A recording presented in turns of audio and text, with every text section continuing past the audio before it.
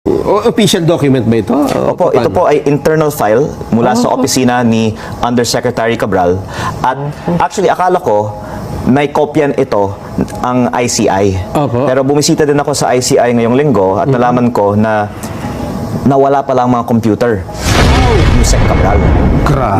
Kaya para malaman natin ang mga proponent ng mga insertion sa budget, maganda sana kung ibigay ng DPWH sa ICI ang files ni former Yusek Cabral. Yung opisina ni Yusek Cabral ang may pinakamaraming impormasyon tungkol sa DPWH budget. Kasi opisina ni Yusek Cabral, For ito yung planning services. Sa planning services na yan, lahat ng applications hawak niya eh. So meron siyang information management system, nandyan yung PCMA, nandyan yung MYPS, nandyan yung Survey 123. Alam mo, lahat ng repository ng data nandun sa services na yon.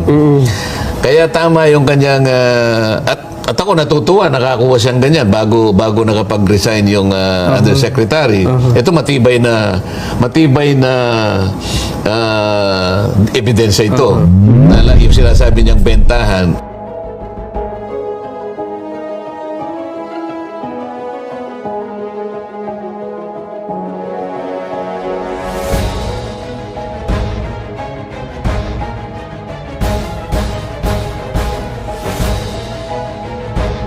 Tagpo ang patay si dating DPWH Undersecretary Catalina Cabral matapos umano mahulog sa bangin sa bahagi ng Cannon Road sa Tuba, Benguet. Ito po siya naupo. Diyan siya umupo? Naupo siya dyan.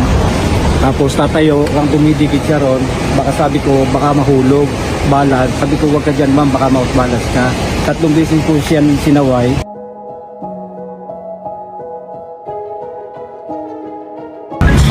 Biggest phobia? Heights. Diyan siya umupo? Naupo siya dyan. Tapos tatayo, kang dumidikit siya ron. Baka sabi ko, baka mahulog,